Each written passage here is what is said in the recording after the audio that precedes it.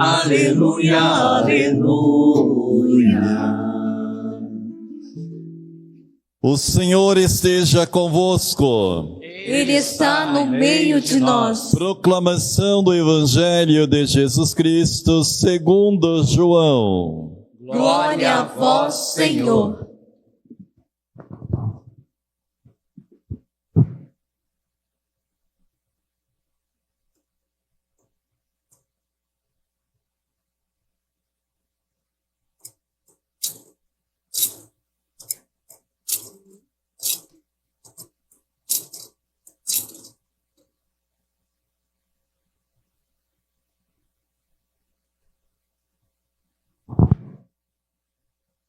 Ao anoitecer daquele dia, o primeiro da semana, estando fechadas por medo dos judeus as portas do lugar onde os discípulos se encontravam, Jesus entrou e, pondo-se no meio deles, disse: a paz esteja convosco. Depois destas palavras, mostrou-lhe as mãos e o lado. Então os discípulos se alegraram por verem o Senhor. Novamente, Jesus disse: a paz esteja convosco. Como o Pai me enviou, também eu vos envio. E depois de ter dito isto, soprou sobre eles e disse: recebei o Espírito Santo. A quem perdoardes os pecados, eles lhes serão perdoados. A quem os não perdoardes, eles lhes serão retidos. Tomé, chamado Dídimo, que era um dos 12, não estava com eles quando Jesus veio. Os outros discípulos contaram-lhe depois: vimos o Senhor. Mas Tomé disse-lhes: se eu não vir a marca dos pregos em suas mãos, se eu não puser o dedo nas marcas dos pregos, e não puser a mão no seu lado, não acreditarei.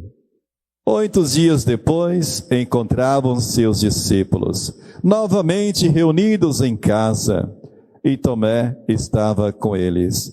Estando fechadas as portas, Jesus entrou, pôs-se no meio deles e disse: a paz esteja convosco. Depois disse a Tomé: põe o teu dedo aqui e olhe as minhas mãos. Estende a tua mão e coloca-a no meu lado. E não sejas incrédulo, mas fiel. Tomé respondeu: meu Senhor e meu Deus. Jesus lhe disse: acreditaste porque me viste? Bem-aventurados que crerem sem terem visto. Jesus realizou muitos outros sinais diante dos discípulos, que não estão escritos neste livro. Mas estes foram escritos para que acrediteis que Jesus é o Cristo, o Filho de Deus, e para que, crendo, tenhais a vida em seu nome. Palavra da salvação. Glória a vós, Senhor. Palavra do Santo Evangelho apaga todos os nossos pecados. Amém. Jesus, manso e humilde de coração, fazei do nosso coração semelhante ao vosso. Caríssimos irmãos e irmãs aqui presentes nessa noite, vocês estão aí pelas redes sociais, e não deveria, né? Deveria estar tudo nas celebrações, né? Mas esperamos que amanhã as pessoas possam participar. Tem sábado aqui que dá mais gente, teve gente, olha, hoje tem pouquinha gente, né? Tem que acordar esse povo aqui, dar uma injeção de ânimo neles, viu? Benção a Deus, hein? Parece que não querem rezar mais. Pelo menos a metade deveria estar cheio aqui, né? Mas graças tem vocês aqui ainda, né? Mas tem uns que estão aí, estão de cabeça baixa, porque não vem nem na missa mais, nem na celebração. Tem uma injeção de ânimo neles, coragem, tem que buscar a Deus. O Deus hoje é conhecido como o Domingo da Misericórdia. Foi instituído pelo Papa São João Paulo II. O Papa Francisco, o saudoso Papa Francisco, foi enterrado hoje. Hoje é o 7º dia dele também. E é interessante que quando ele falou da misericórdia, fala da misericórdia, e o 7º dia, bem no domingo da misericórdia. Quer dizer, se não hoje, né, mas é amanhã, mas eu digo por causa da celebração. Para vocês verem como que é as coisas de Deus. De um homem que viu muita misericórdia, a paz. Né, não sei se vocês viram ali o encontro, né, do presidente dos Estados Unidos com fugiu agora. Os dois se encontrando dentro do Vaticano, conversando. Para vocês verem como que é a misericórdia de Deus. Então, filhos e filhas de Deus, nesse domingo da misericórdia, para que nós também saibamos viver a misericórdia do Pai. Só que para viver a misericórdia, nós temos que viver a palavra, buscar a palavra em Cristo. Senão a gente não consegue entender a misericórdia de Deus. Porque nós queremos só vingança, pagar o mal com o mal. E a gente fica muito irado sim quando as pessoas fazem mal com a gente. Só que não devemos pagar com o mesmo mal. Então nesse domingo da misericórdia, é de nossa reflexão para a nossa vida. Como que eu vivo a misericórdia?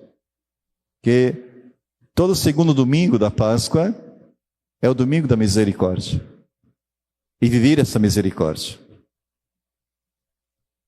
E de nós rezarmos pelo nosso saudoso Papa Francisco e rezar para que a igreja tenha um Papa que ama a igreja, que ama as pessoas, que mesmo diante das dificuldades da vida, não desanimou. Foi até o último dia de vossa vida. E que assim seja para a nossa vida, também de buscarmos essa sabedoria divina do Pai, para nós vivermos bem a nossa vida, com a misericórdia de Deus. E na liturgia de hoje, nós sabemos que são 50 dias, nós ficamos 40 dias vivendo a paixão, as dores de Jesus, as dores de Maria, procissão, via sacra, e assim a nossa vida, confissões, foram 40 dias. Agora, 50 dias, a qual Sírio Pascal nos acompanha, à luz do Cristo ressuscitado. Quaresma, 40 dias. A Páscoa, 50 dias. Por quê? 10. Porque às vezes nós olhamos mais a fragilidade do que a alegria, do que a ressurreição. Nós contaminamos mais com as tristezas do que com a alegria. Por isso, 10 dias a mais para nós ver se consegue ficar alegre. Viver a alegria do coração. E tem gente que não consegue ver essa alegria do coração. Porque vocês verem, quando chega a Semana Santa, em algumas celebrações, nem todas, mas algumas, porque uns param até na Sexta-feira Santa, outros só no Sábado Santo, depois outros só na Quinta-feira Santa, depois não segue mais o Tríduo Pascal, e depois somem da igreja, como a gente vê aqui, né? Somem da igreja. E por que isso? Porque é difícil viver a alegria no coração do Cristo ressuscitado. Não faz essa experiência. Aí nós olhamos como é que o evangelho de hoje, começando pelo evangelho de hoje, de São João, que é muito conhecido. Primeiramente nós vemos que ao anoitecer daquele dia, o primeiro da semana, como que estavam os discípulos? Estavam fechadas as portas, com medo dos judeus, porque mataram o Senhor. Então vai nos matar também. Mas e a dor que também eles estavam passando? Porque uns abandonaram, ou melhor, a maioria abandonaram a Cristo ao pé da cruz. Imaginem a dor que eles estavam passando também, porque tinha traído Jesus, tinha negado a fé em Jesus, não ficou até as últimas consequências com Jesus. Imagina a amargura e a tristeza que estavam passando. Mas aí eu pergunto, você imagina a dor de alguém quando você o ama? Era a dor que estavam passando, ainda morto. Vamos fugir então, vamos esconder. Então trancaram as portas. E Jesus entrou e pôs-se no meio deles. A paz esteja convosco. Essa paz. Então a primeira atitude de Jesus é o quê? A paz. E por que a paz? Porque sabia como que estavam os corações deles. Amargurado, entristecido, abatidos. Quem já perdeu alguém na família? Melhor, quem já teve separação física de alguém na família? Levante a mão. Quem já teve? Alguém partiu? Vocês imaginam, só quem sabe, só quem perdeu sua mãe sabe a dor. Se a gente for um pai ou a mãe, um irmão, não tem ânimo, tem gente que cai em depressão. Porque a dor é muito grande.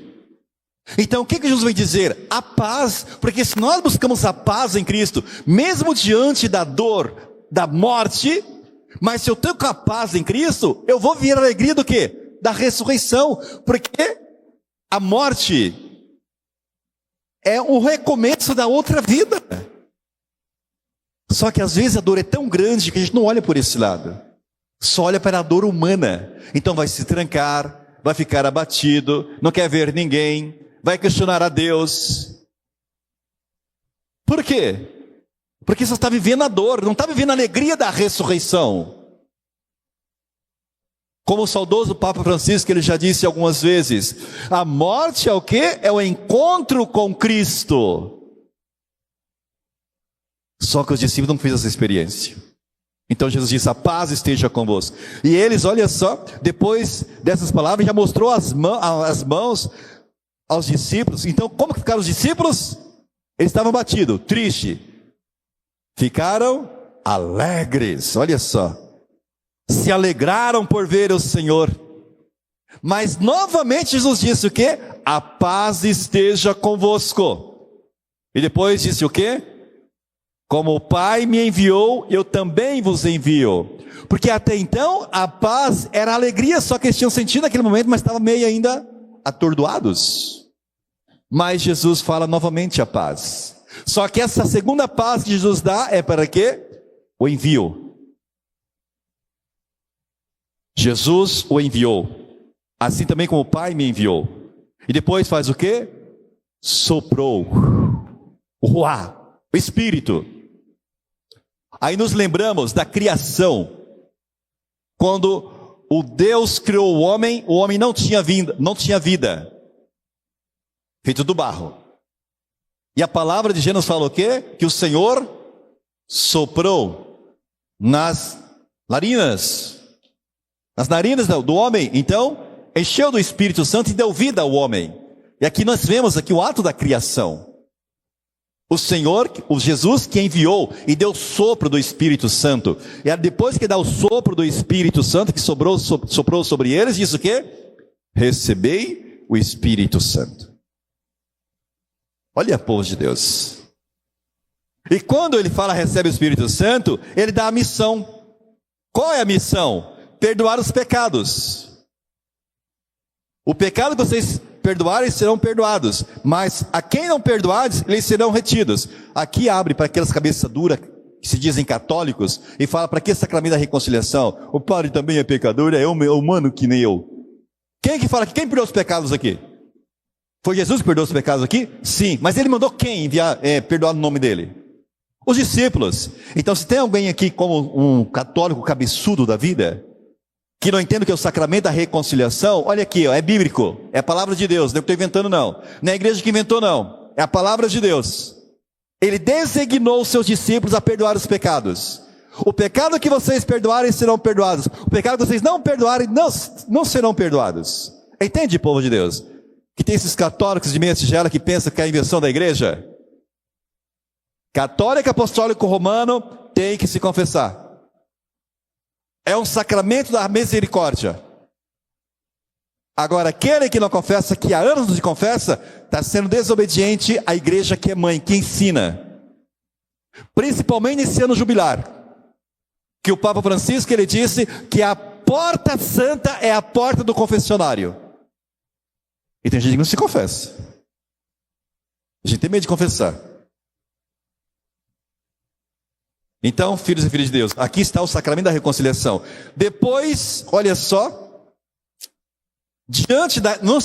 Tomé não estava na comunidade. Aquele ditado, né? Eu sou que nem Tomé, tem que crer, tem que ver para crer. Isso é um grande erro. Tomé tem mais fé do que qualquer um de nós. E vou provar que tem, pela palavra, não pela minha. Olha só. Então o que acontece? Tomé, chamado Dídimo, era um dos 12, não estava com eles quando Jesus veio. A palavra não fala onde Tomé estava. A palavra não fala o que estava acontecendo com Tomé. Mas a gente pode imaginar também. como eu disse, você imagina, quem foi o único que deu a vida dos apóstolos? Falou assim, ó, eu dou a vida até os últimos. Foi Tomé. Foi o único discípulo que disse que daria a vida para Jesus.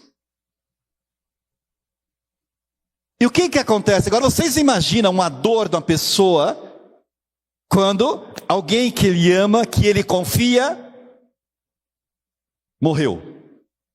Mataram. Imagina a tristeza que ele estava. Talvez ele estava na casa, mas não estava aqui juntamente nessa sala. A palavra não relata. Mas a gente imagina a dor de alguém quando morre alguém, ele some. No meio porque não quer ver mais ninguém. Então o que acontece? Olha só. Porque a palavra ainda também não fala se os discípulos, nesse mesmo momento, quando Jesus enviou, se eles foram para a missão.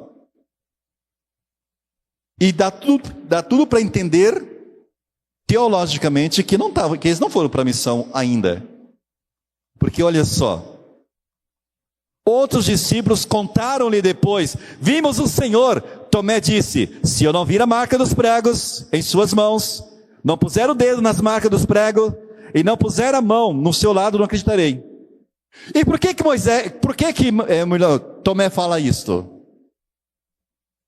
Porque o testemunho dos discípulos não foi convincente. Daqueles que viram Jesus, eles não fizeram experiência com Cristo ressuscitado. Mesmo Jesus estando no meio deles, a paz esteja convosco. E depois novamente, a paz esteja convosco. Agora, por que fala isto? Como que os discípulos estavam na segunda vez? A palavra nos fala, olha só, 8 dias depois, encontraram seus discípulos novamente reunidos em casa. Tomé estava com eles. Como que estava? Estando fechadas as portas, Jesus entrou. Significa, se eu faço a experiência com Cristo, a porta estaria fechada? Não estaria fechada. Por isso que os discípulos não convenceram Tomé quem era Jesus. E às vezes somos nós.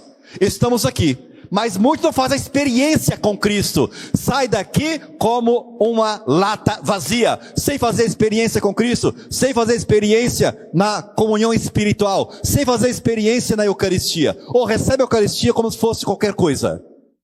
Não faz experiência com Cristo. Por que às vezes as comunidades estão vazias? Porque tem pessoas que não fazem experiência com Cristo.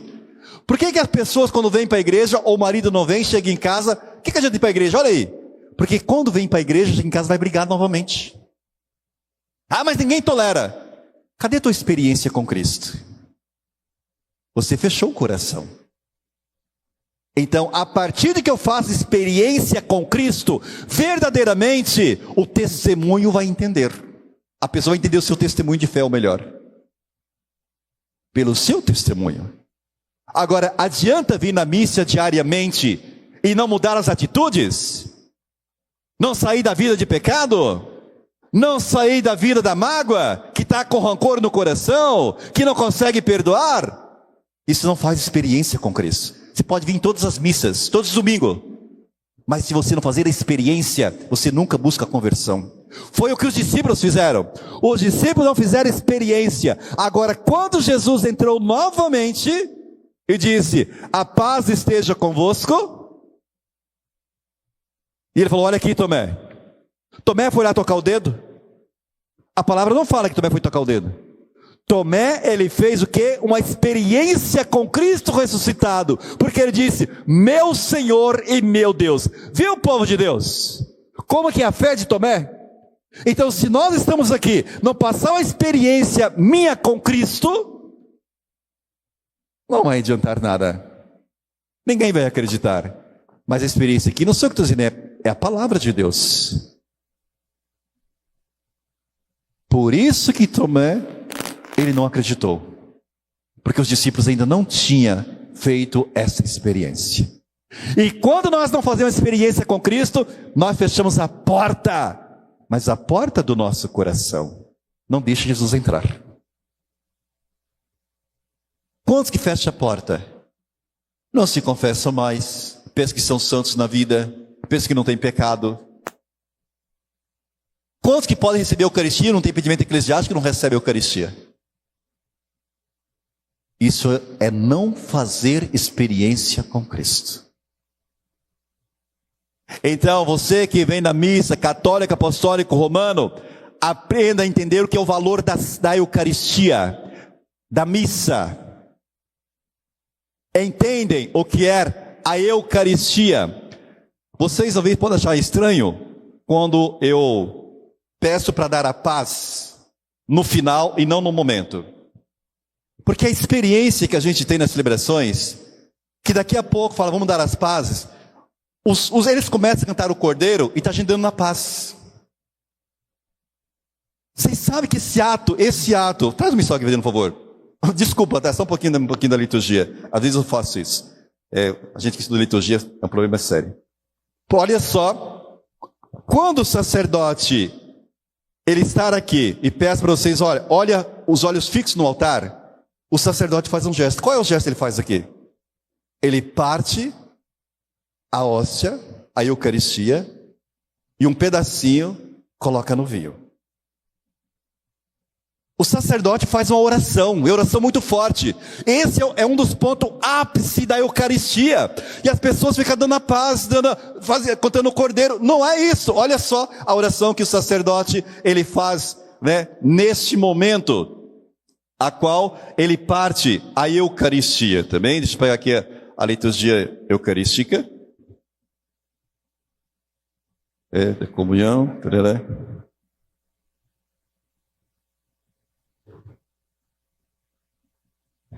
Então, nesse momento aqui, olha só o que o sacerdote, ele reza, neste momento que ele vai fazer o Cordeiro, tá bem? Agora até eu fiquei perdido aqui.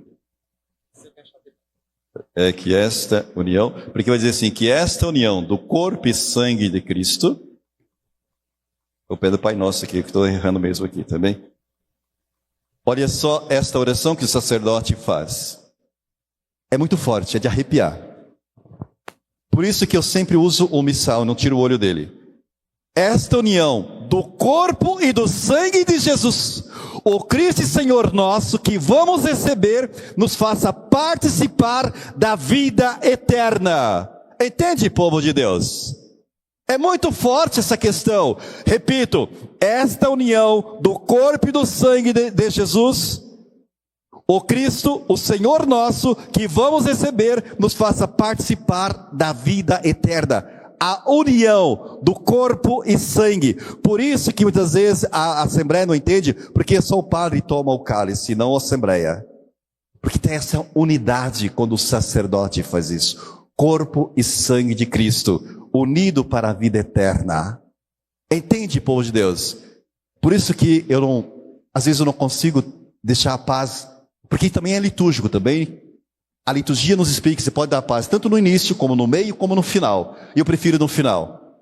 Porque esse momento é um dos ápices da fé, que muitas vezes as pessoas não entendem.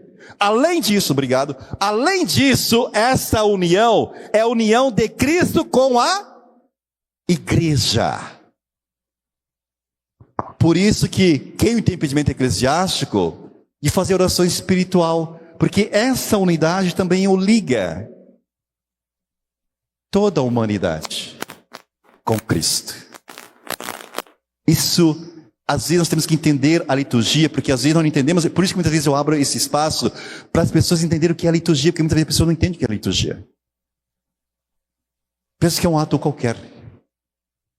Então, isso deixa de fazer experiência com Cristo.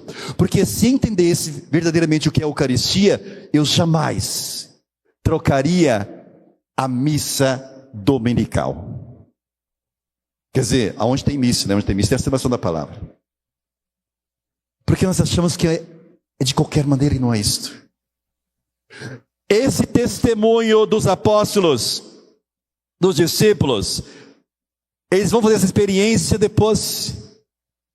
Até então, Tomé, ele faz a grande experiência que às vezes nós não fazemos. Nós temos a oportunidade de receber a Eucaristia. Tem gente que não está nem aí. Faça essa experiência com Cristo. Dê seu testemunho na tua família, no teu trabalho, na tua casa. Entende a palavra de Deus, que é mudança.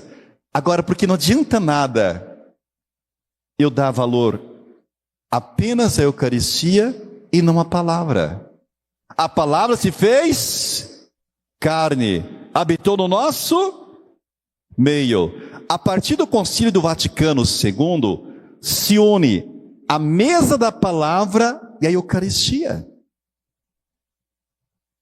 Essa experiência que eu tenho que fazer. Essa experiência que cada um de nós, como os católicos, apostólicos romanos, devemos fazer. A experiência de Tomé.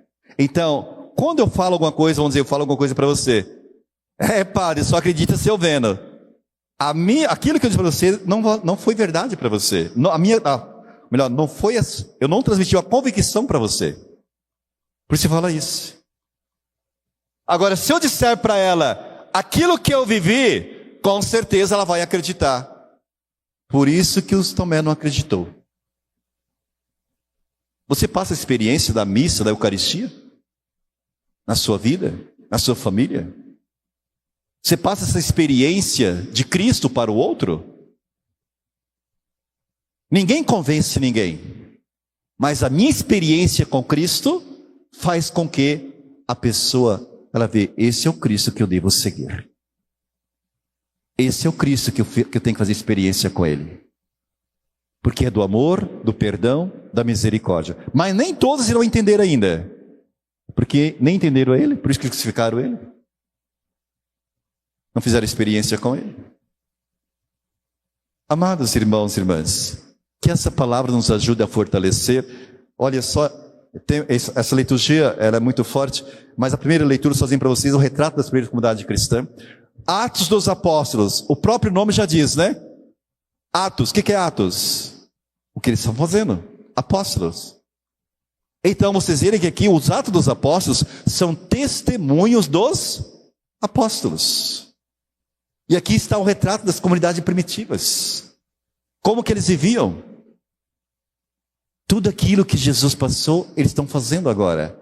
Então na primeira leitura vocês verem aqui já essa experiência dos apóstolos na missão. Vocês entendem a palavra apóstolo e a palavra discípulo? Por que ora fala os discípulos de apóstolos e depois fala os discípulos de discípulos? Discípulos é aqueles que imitam. O que o mestre faz, eles fazem. Apóstolo é o que?